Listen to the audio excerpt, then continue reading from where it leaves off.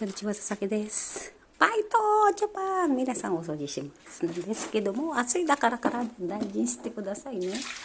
ほとんどね、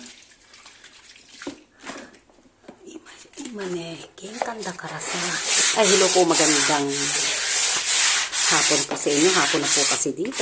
Kamusta po kayo? At ito po, ngayon po, lilinis po tayo ng sahig. Dahil wala pong katulong sa Japan. Para mabango po ang ating, diba? At, bukas po, mag-mail po sa akin. First time ko pong susweldo bukas or hanggang Friday po. Nag-update na po sa akin ng Google AdSense. Bukas ko daw tingnan or sa 22. Baka alam ko bukas. Diba? At sa aking fans na Japanese na magkalapit mo po tayo. Salamat sa pang-aalok mo. Hindi po ko salamat at inimbita mo rin ako na magkita tayo. Ay, bawal po sa akin yan. At salamat na lang po. Para po.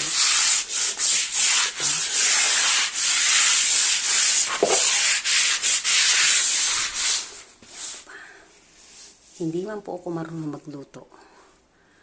Diba? At sabi po, ay siya ka na kasi busy ang lola mo. At ayoko din po magpakataba.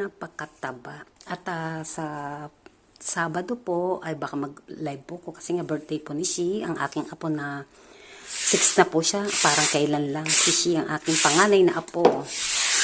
Ito po, siya po ang magmamana na itong bahay nito. Sana pala din po ko na makabili pa po ako ng isang bahay para kay Hana balang araw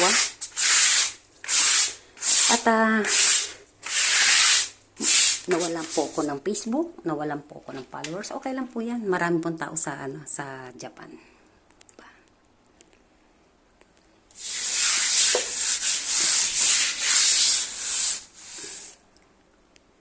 Paano ba yan?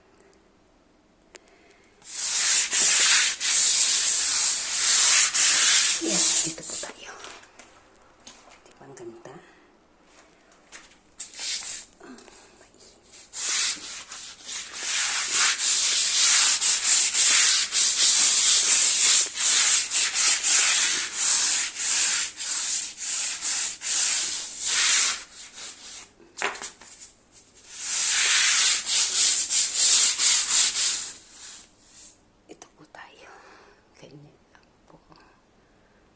Kinta, labang ka. Oh. Diba? Huwag niyo po akong yayain na kumain ng kumain. Salamat po. Dahil ako, iniingatan ko din po, alam naman yung edad natin, patanda na po tayo ng patanda. Hindi naman po tayo pabata ng pabata. At saka aware po tayo. Napanood ko po sa yung news sa Pilipinas na mayroong nawalang 2 Japanese na alam niyo nakakahiya po talaga tayo. Wala na po akong masabi. Bad image na naman po tayo. Hindi niyo na po may babalik ang buhay ng mga tao pag ganyan po. Bakit po ganyan? Naapektuhan yung nandito po sa Japan. Kasi po ang dito yung ibang kababayan natin na wala naman pong ginagawang masama, damay. Hindi mo na maibabalik.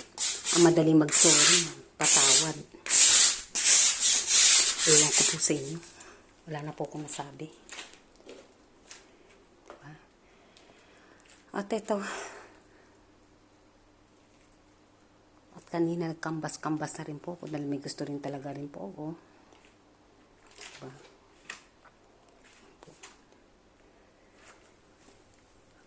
Paano pa tayo magkakaroon ng turista kung ganyan ginagawa niyo po? Ano pang gagawin po natin? Bakit tapos ano naman ng bad image na naman po talaga. Wala po. Na-shock po ko sa napanood ko ng galing ba yan ng Malate, ng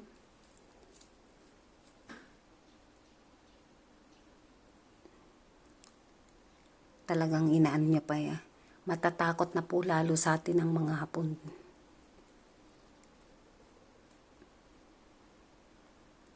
Kasi dapat maraming trabaho sa atin eh. Kaya din hindi mo masisisi ang maraming tao gumawa ng masama kasi nga walang trabaho. Hindi nyo rin kasi binibigyan ng pagkakataon na bigyan ng trabaho eh. Kahit college degree ka, inuuna nyo yung mga ganun. Hindi nakapag-aral, yun ang iniisnab ninyo. Tao po yan, pwede po yan turuan.